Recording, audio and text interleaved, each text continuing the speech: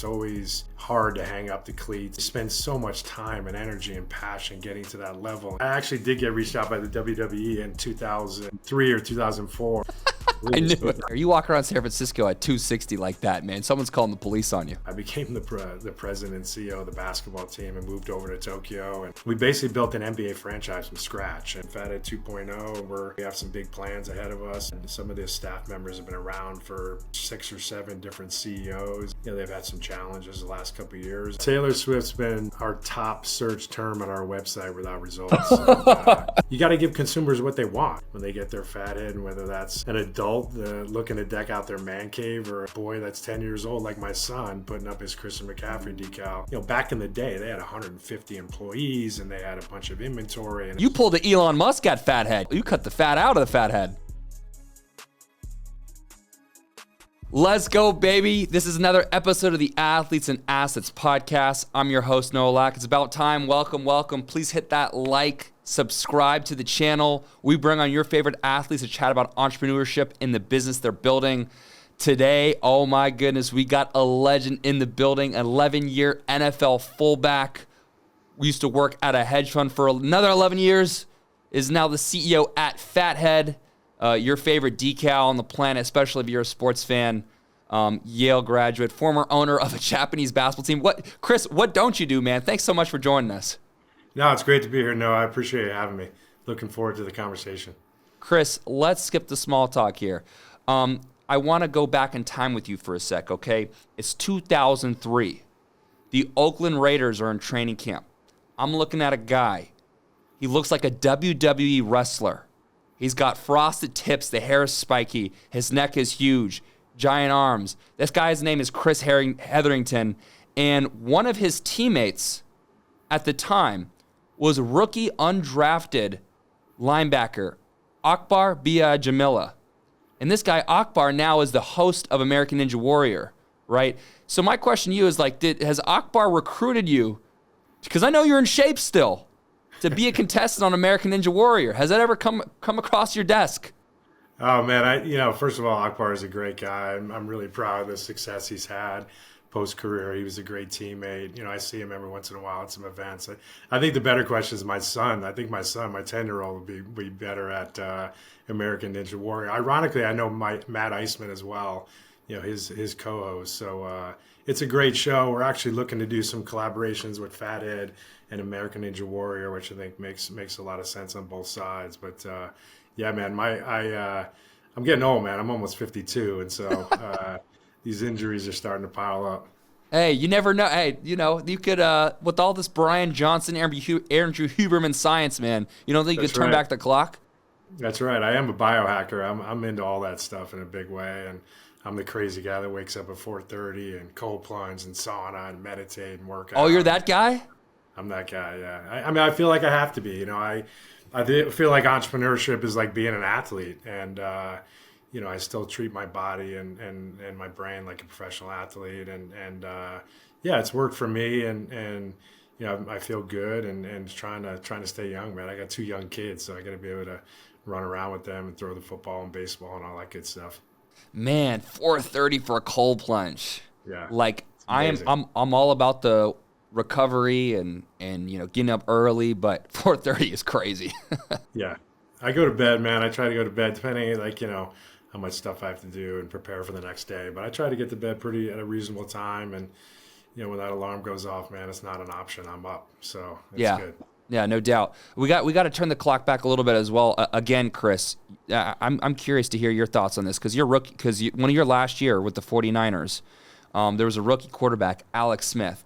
And I saw recently Alex Smith did something called the quarterback room with ESPN, where there was old Alex Smith and new Alex Smith. And they're like, I'm supposed to mentor you. And then the other Alex Smith is like, well, I'm here to play, right? And my question to you, Chris, you're the fullback position, right? We talk about the fullback room, which feels a little less common these days in the NFL.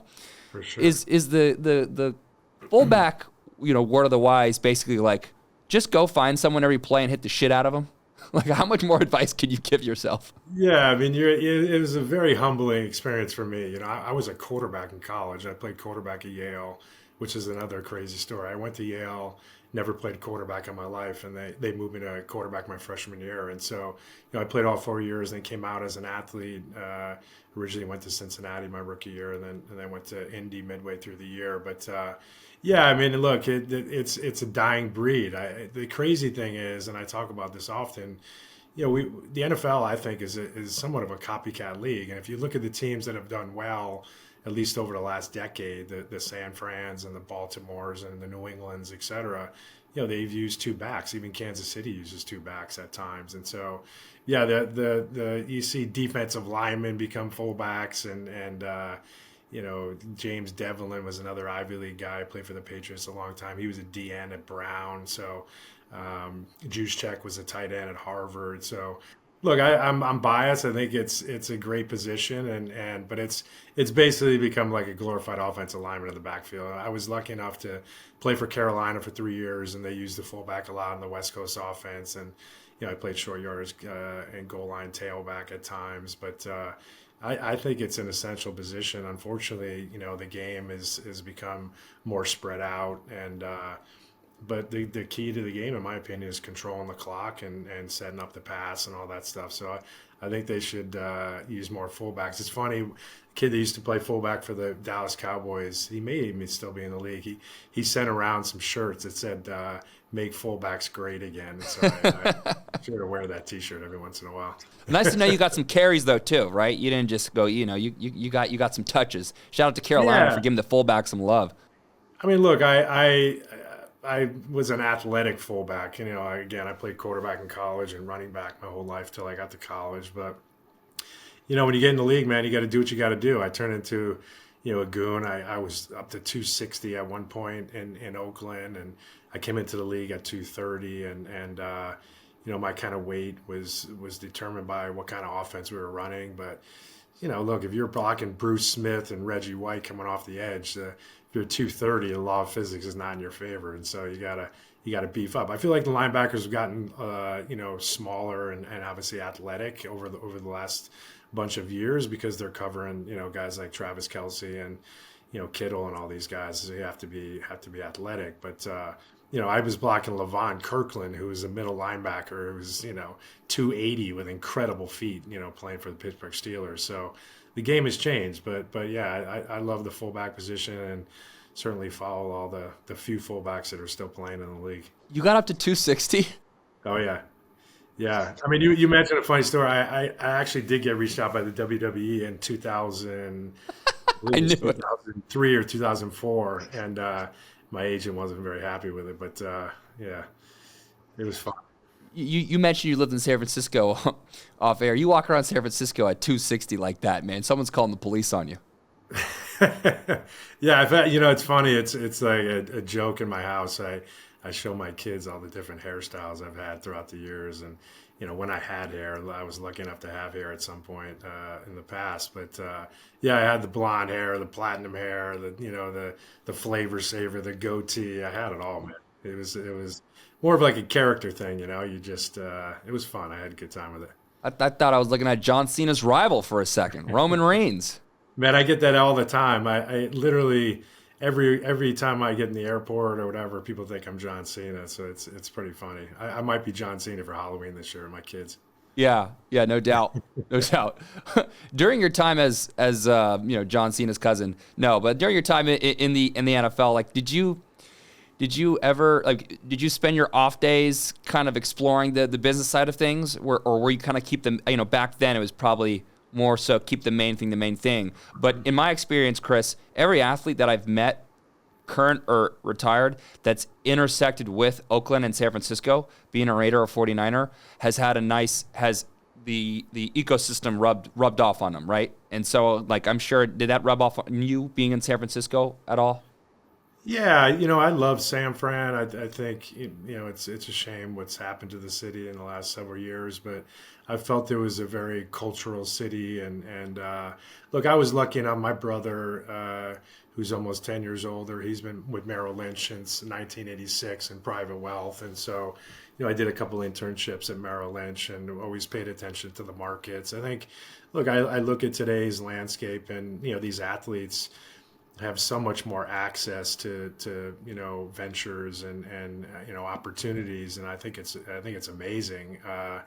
But the reality is, I played 11 years, but I was grinding every year. Like every year, they were trying to replace me with a younger, call it less expensive guy. And so I always had to, take care of my body and my mind and my playbook and my football IQ, 365 days of the year, and didn't take much time off. And, obviously had some injuries that rolled into the off season, took care of those. But yeah, I feel like it happened so fast, but I was lucky enough to have my brother, who is one, looking after my money, but two, teaching me about the markets, and I was always interested in the markets, and then, was lucky enough to be the CEO of a couple, startups or young companies. So I got some really good experience and good reps there, and then was fortunate enough to be in the right place at the right time to put a group of partners together and athletes to buy Fathead last year, and it's been awesome, man. But it's a lot of work, and it's a cliche, but you learn these things from your time being an athlete, as far as discipline and focus and teamwork and culture and stuff like that. And so it's real and it's relevant.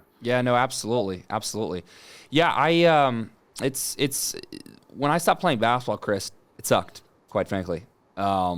And for you, the transition wasn't easy, even though you've had a nice infrastructure with your brother and, the opportunity to work for the hedge fund. How did you, so actually you mentioned dealing with the identity crisis, sort of leaving the NFL. So it was helpful for you working with other Ivy League guys who like to work hard, play hard.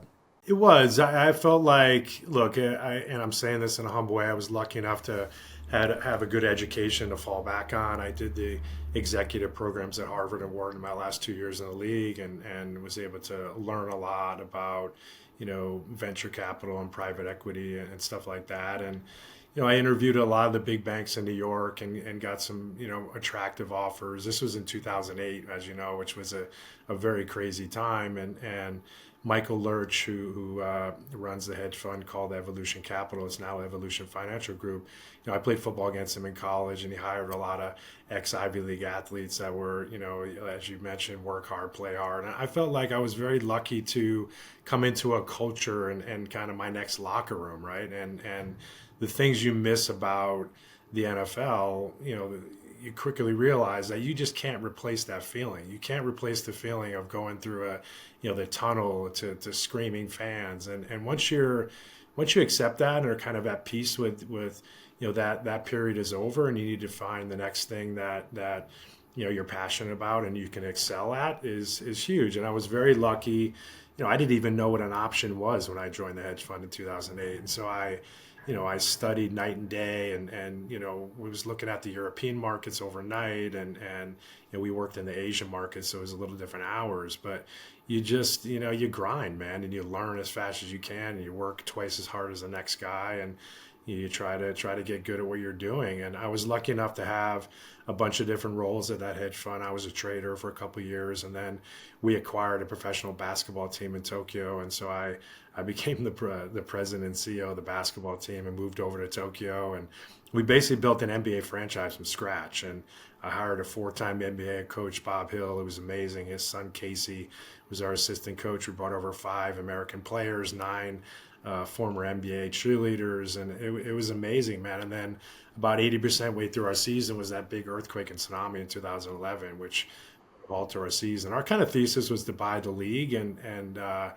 really become that true developmental platform for the NBA over in Asia. And, that didn't work out. And so I came back and, ingrained in the hedge fund again and, work on some co-invest stuff. And it was great. I feel like the transition for me was, it's always difficult, right? It's always hard to hang up the cleats. And, you spend so much time and energy and passion getting to that level and getting to that stage. And then, most people leave not on their terms, right? And I was lucky enough and blessed enough to play for 11 years and had some amazing experiences and met some amazing people that I still, are close with today. But it was time to move on, and I had a good education, and I was not afraid to work hard and dive into my next venture. On the surface, Evolution Financial Group is like one of the coolest hedge funds I've ever seen, because some of the stuff you guys are investing in was like the Japanese basketball team.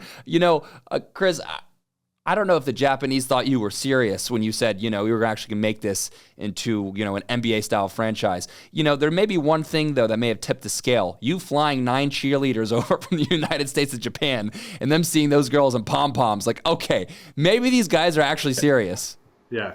That was a big hit. We had Robert Swift, who played center in the NBA for several years, and he was a 7-footer. And I mean, walking through the streets of Tokyo, it looked like people were looking at him like he was a UFO, and it was great. I mean, I think at the end of the day, it all comes down to the people. And Michael Lurch was, he's an amazing guy, very, very intelligent, and he's a big sports guy. And so we had looked at some NBA franchises, some NFL franchises to take a small piece, and we did a big structured finance deal, and the borrower couldn't afford to pay us back, so we inherited some assets, one of which was a professional basketball team called the Tokyo Apache.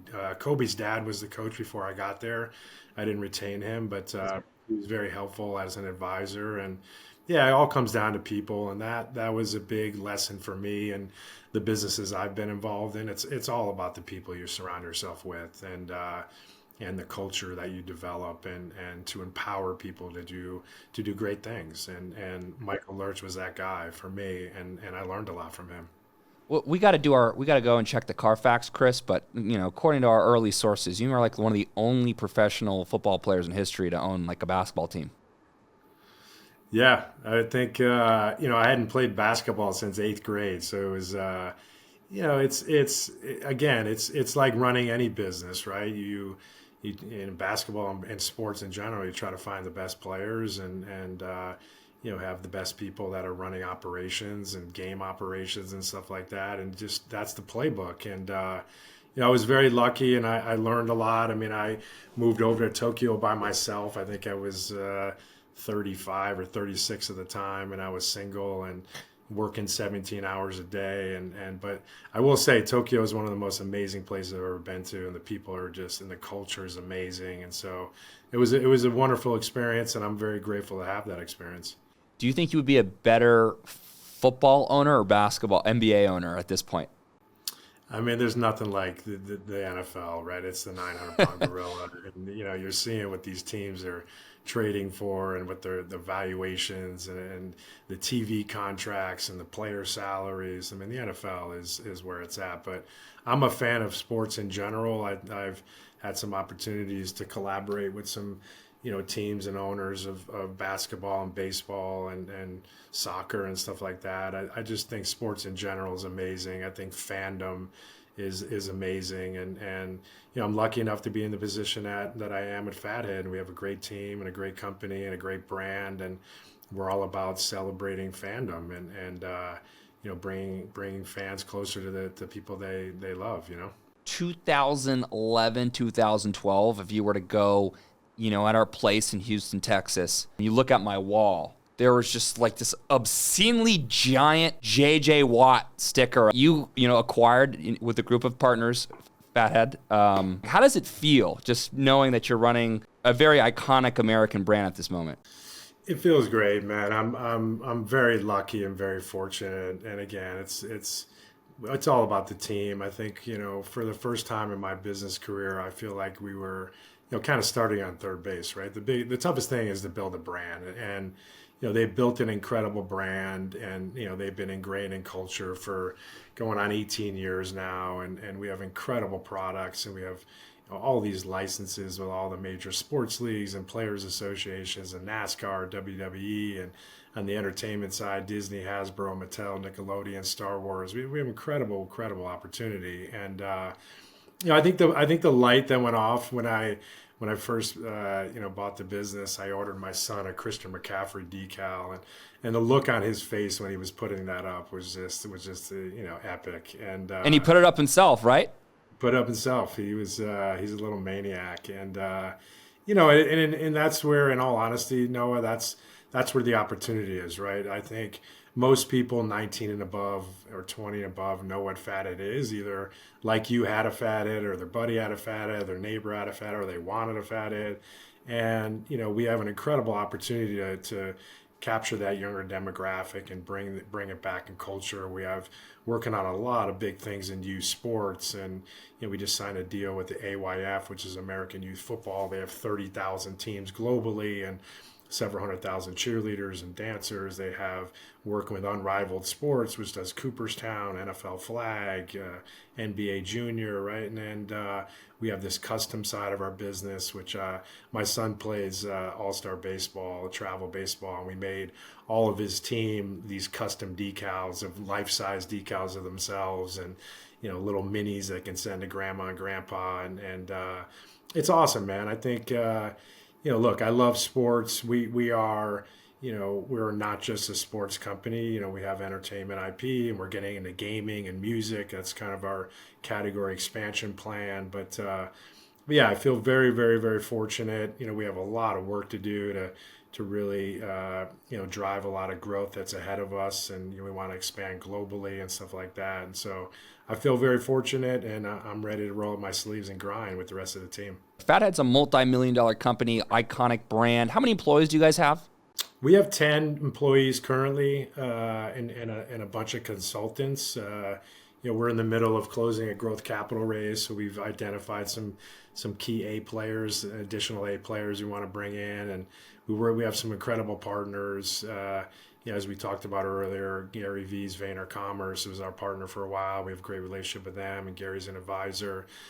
Peyton Manning's Omaha Productions is our short and long form content partner, and we've been lucky enough to be ingrained into the Manning Cast on Monday night. And so it's been awesome, man. But it's like any business, right? You have to stay focused. I feel like we have so many opportunities and so many relationships, and our kind of mantra around Fathead is either hell yes or not yet. Like, you got to really, there's a lot of low hanging fruit, Noah, with this business that we're capturing. And, at the end of the day, a lot of it revolves around marketing. We understand that, and we have a great marketing plan and great marketing resources, and getting as much content out there as possible, and getting these cast of characters in the market talking about our product, and capturing these key moments that are happening in sports and culture. And but as you know, man, it's a lot about marketing. 10 people, running 10 people, a team like that is pretty sizable, especially for us startup founders. And obviously you have you're working with a content side, Omaha, marketing, Vayner Commerce. You're working with the loyalist, taking care of analytics. Chris, you may have heard a lot about this talk of like founder mode versus manager mode. Would you say you're like in founder mode? Like, what does that what does that even mean to you? Yeah, look, I've been a founder before of other companies, and I wouldn't consider myself a founder, right? This is an 18-year-old, iconic brand. I think I'm more in management mode, and look, my job is to get this company well capitalized. We've been fortunate enough to bring on some very strategic investors, both athletes and others, and then my job is to put the best people in the best seats, and making sure we're sticking to our strategy and staying focused on what our priorities are, both in the short term and the long term, and that's what it's about. I'm very fortunate to have really good partners, on our operations side. Jason Turner is our COO. He's an absolute rock star. Jen Beaver, who I've known since my days at the Colts in the late 90s. She's our Chief Partnerships and Licensing Officer. She's amazing. And then we have some staff that we inherited from the old regime. And, Denny on the design side's been here 17 years. Nick's been here 12 years. We have Tyler and Ryan. They're just the biggest Fathead fans ever, and they're so passionate about the brand. And, that's hard to find, man. And so, the key is to bring on some more resources. I mean, we're a very efficient business in that we're a print-on-demand business. And so, back in the day, they had 150 employees, and they had a bunch of inventory and a bunch of retail. We are starting to. Oh, you pulled the Elon Musk at Fathead. You cut the fat out of the Fathead. Yeah. No, it's in all seriousness, it's an efficient business. FedEx is a massive partner of ours. They have these 18 hubs throughout the country. So, if you're in San Fran and I'm in LA and our buddies in New York, we have, facilities close by. And, look, we live in this Amazon.com world where people want their stuff in 2 to 3 days, not 7 to 9. And so you gotta give consumers what they want. And so, look, we have an incredible opportunity, but on the business side, it's like I said, I feel like we're starting on third base. We got to execute. That's the name of the game. You've done a good job of putting the right just getting the right people in the right positions. Is that kind of what you think of manager mode? And how would you characterize your leadership style?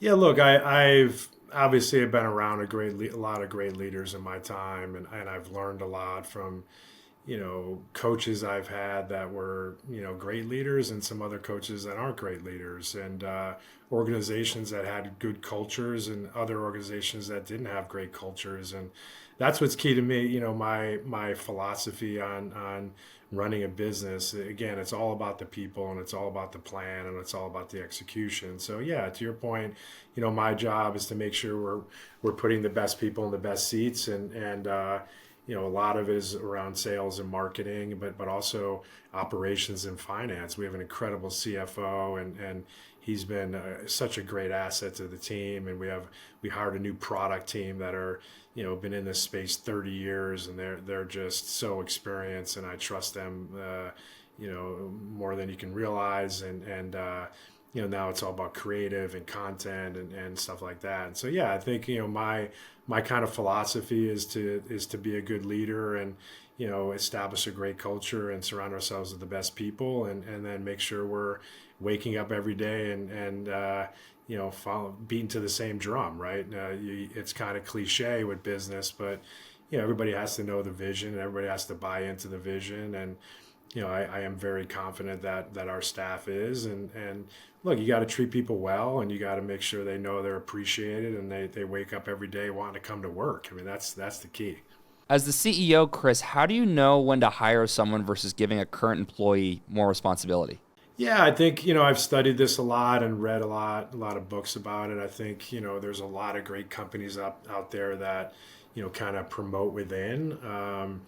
I think we're in a position where, we have such a big opportunity to do a lot of special things. And look, you got to bring in people that have very functional, direct experience in the initiatives that you're trying to accomplish. But, but I'm also the type of leader where, look, I'm looking out for these men and women in their careers, and I want the best for them. And obviously I want to keep them as long as I can, but there's nothing that would make me happier if somebody got an amazing opportunity to take a really big job, to progress their career somewhere else. I mean, obviously I want to keep them as long as I can, but that's the key, man. You got to be a good leader. You got to be a good person. You got to communicate well, in today's world with all these amazing communication tools, the Slacks and stuff like that. And, we're always on, and we are remote currently, which we're getting an office here soon in LA. But like I said, we have 4 staff members in Detroit. I was fortunate enough to meet with them for lunch. I was in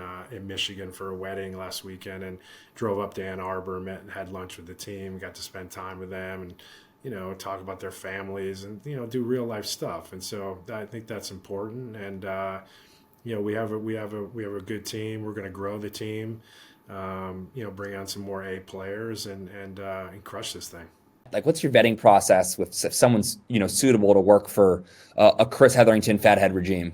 I was listening to I think it was a master class with Mark Cuban, and his key was to hire slow and fire fast, right? And look, we're looking at some big positions to fill, and we want to go through the process and interview a bunch of people and make sure, like I said, they're smart, good people that have really good experience in the roles that we expect them to execute. But at the end of the day, we got to make sure they fit in the culture as well, right? I think we've built a good culture here at Fathead, and I want to make it a lot better. And like I said, some of the staff members have been around for 6 or 7 different CEOs, and they've had some challenges the last couple of years. And so, I think they're excited about the opportunity with Fathead and Fathead 2.0. We're, we have some big plans ahead of us. But, it's all centers around being a good person and being a great teammate and communicating well and respecting each other. And look, I used to say this when I was in the NFL. I mean, in order to respect somebody doesn't mean you want to go out and drink beers with them or go to dinner with them, but you have to respect your teammates, and you got to work well together, and that's huge. I hate it when I hear college recruits on a visit and I'd hear coaches go, yeah, we're like a family. Like, no, we're not, right? Like we're here to win. And in business, like you're there to win, Yeah. like we're not family. Yeah, I think people throw around that word all the time, family, and I understand the concept, right? And the point is that you want to be a close knit group and want to respect each other and love each other and run through a wall for each other. But yeah, to your point, look, man, it's a business, and college football has become a big business, and obviously we know professional sports are a massive business, and but I think it boils down to these college coaches being good leaders and treating their players well and with respect, and truly want the best for these players individually, as players and as human beings, and then collectively as a team, right? And if you look at some of the programs that have done well, look, I would, if you interviewed half the players, do they love their coach, or do they respect him? They certainly have to respect him, and they have to buy into systems. And you look at the Bill Belichick's, he was more of a hard-nosed coach, and they grinded. But look, he built an incredible system that people built in or bought in, and they had a lot of success. And look at Randy Moss, came there at the end of his career. I played with Randy in Oakland, and he went to New England, and they're like, look, man, you gotta buy in, man. You gotta practice hard and be a great teammate, Yeah. and put the team first. And so all that stuff is real crucial. And look, I mean, recruiting in college football has become difficult, right? A lot of these players are like, all right, great. How much money are you going to give me to come here, right? So it's not about the traditions and certainly the education, which is unfortunate. It's become a business. We think about like the PayPal mafia, the Twitch mafia, where, a lot of these great entrepreneurs started at other places and did their time and did really, really well. And because of that, they sort of graduated onto the next thing. And so, where this is going, like, do you envision a Fathead mafia when this is all said and done because of the, what you guys are building? I hope so. I mean, that's the key, right? The key is to build a really successful business that has an impact in culture. And we're in the business of making people happy, right? When they get their fathead, and whether that's an adult looking to deck out their man cave, or a boy that's 10 years old like my son putting up his Christian McCaffrey decal. We're here to put people smile on people's faces. And the key is to build a very successful business and hire a bunch of great people. But again, I care about everybody and want the best for their career, and I want to empower them to do really great things. And professional sports, the models change, right? Like back in the day, guys played, for the Pittsburgh Steelers for 10 years of their whole career. And now, with free agency and the money that's being offered, it's natural, right? The guys want to put themselves in the best opportunities and take care of their families. And I think business is a lot different, but in some ways the same. And that, again, people have to have a growth mindset, and people have to want to be great. And sometimes that's, look, I'm going to work for a phenomenal company and learn a lot and get a lot of great experience. And some people want to go off on their own and start, companies themselves. And I think that's wonderful. That's great. And, but my kind of job is to make sure the time that they spend at Fathead or wherever, that they learn a lot and contribute a lot and are heard and feel like they're being communicated and respected and stuff like that. And so I've studied a lot of companies and look at all the great ones, and I think, like, it's I've said this a million times, but culture is just so important, and people got to be fired up to go to work every day, man. I think we're blessed in that we're in sports and entertainment and culture, and we're in the business, like I said, of bringing joy to people, and that's fun, man. How can you not want to wake up and do that every day? There are a couple relationships that Fathead has that really drives a huge portion of revenue. I don't want to look back, and all I want to do is look forward. And we were blessed enough to, inherit a lot of great licenses. And we had 194 when we bought the business. And the reality is, with the team that we had and have, and the resources and the marketing power. It takes a lot of marketing dollars and a lot of marketing efforts to market those licenses. And so, this business historically was a very seasonal business. I would say, 50 to 60% of the revenue came in Q4, and that's because of the NFL and holidays. It's call it a quasi gifting business where people were, Johnny wants a Christian McCaffrey decal for Christmas or his birthday, or, they're buying NFL stuff because it's, the NFL. But we also have some amazing licenses that are going to require, marketing dollars and marketing efforts. And so, we've really thought a lot about our license portfolio and figuring out like who do we want to be as a company and who do we want to align with and who's going to give us the best support. And as you know, stuff doesn't sell itself, right? And so you have to spend money on marketing, and you have to have great partners that are willing to collaborate. And we've been fortunate enough to do a good job of repairing those relationships and growing those relationships. And Jen Beaver, like I mentioned, is our Chief Partnerships Officer. She's done an incredible job, and she's wonderful at relationship management. And I've been involved in a lot of those conversations. But every licensor went through a scorecard process, and the NFL is our biggest license and our biggest revenue generator, but also the custom side of our business, that has been about 25% of the revenue historically, and in my opinion wasn't marketed properly. Like, we think we can 10x that side of the business, and that's Fathead yourself, or my son wins Little League championship, wants to capture that moment, graduations, birthdays. We sell a lot of pets. Like, people are ordering custom products of their pets, like big heads of their pets. So I think once we get really ingrained in youth sports, which is a big initiative of ours, I think the custom side of our business should be our biggest success. Yeah, going from the traditional celebrity athletes to actually allowing teams and people in the youth that customize their decals. Absolutely. Like, picture my son, right? He's on a travel baseball team, and he has a decal of himself on his wall. And with our technology, which is the future of Fathead, we're building a fan engagement platform. But let's say hypothetically we did a deal with Game Changer, right? Game Changer is that app that you're able to follow along.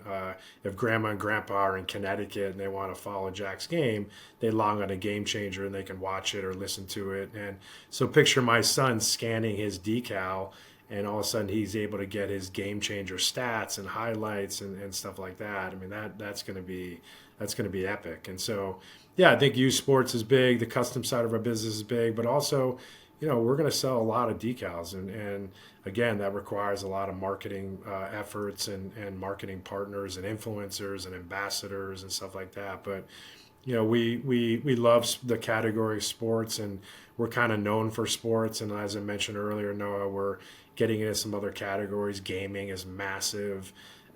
Music obviously is massive, which we think there's a lot of opportunities. But you got to do it right? You got to pick the best artists that we think we can sell the most of, and we want to be great partners to all these partners we have. And I think we've shown our commitment to being great partners. And our goal, like I said, is to pay a lot more royalties and to sell a lot more products and do a good job of highlighting the great athletes and assets that they have as organizations. And so it's been good. Like I said, it requires a lot of work, and the team has to be super dialed in and focused. And back in the day they had 150 employees, and like I said, we have 10 now, and that'll grow. But we need to market the assets we have, and they're not going to fly off the shelves themselves. What do you think would sell more at this point, a Travis Kelce Fathead or a Taylor Swift Fathead? Oh man, Taylor Swift's been our top search term on our website without results. We've been in conversations, let's put it that way. And Fortnite and Minecraft have been in the top 5 most search terms without results, so we know people are looking for it. And you got to give consumers what they want, right? Like, people, there's a difference between intent and discovery, right? There are a lot of people that know Fathead, and they're like, oh, I need to get my son a Patrick Mahomes decal. I'm going to log on to fathead.com and order that. Or, somebody sees a really cool ad from an influencer and like, oh, shoot, I didn't know they had Disney. I can order my son a Disney. And so the key, in business terms is to turn this from an AOV business, an average order value business, to an LTV business, which is a Lifetime lifetime value. value. Yep. Yeah, we want people ordering, people have multiple kids, right? And if you have a daughter that's into Disney or whatever, they probably had no idea that you can log on to Fathead and order a Disney decal. And I think another opportunity for us is the minis. We're known for our big life size, vinyl decals, but we also have minis, which I think are some of the most versatile, incredible products. And, they're removable, reusable. They can go through the dishwasher. You can take it from your Stanley cup to your laptop, to your refrigerator, to your locker. And we're working on a big deal with American Tourister, which is a huge luggage brand, and working on some opportunities with them. And yeah, it's great, man. But again, it's all about execution. It's all about marketing, and it's all about the people that you surround yourselves with. 5 years from now, where is Fathead as a company? 5 years from now, we'll be doing hopefully 100 million in revenue. We'll be, have a massive impact in culture and sports and entertainment and music and gaming. We're going to be, start to spread globally. I think there's some great opportunities in Premier League soccer. Asia is a good market, a target of ours. India, one of the biggest spectator sports in the world, cricket, expanding globally. So in 5 years, look, we're not building this business to sell it. We're building this business to build an incredible business and have an amazing fan base and like I said, make a tremendous impact in culture. Chris Hetherington, CEO of Fathead, former NFL fullback. Thank you guys so much. Please like, subscribe, and Chris, thank you so much, man. Pleasure, man. Thank you so much for having me. Shit, it's about time. Welcome to the channel, Athletes and Assets with Noah Lack. If you can, please like and smash that subscribe button. Our community is growing really fast. We want you to be a part of it. Hope you enjoy.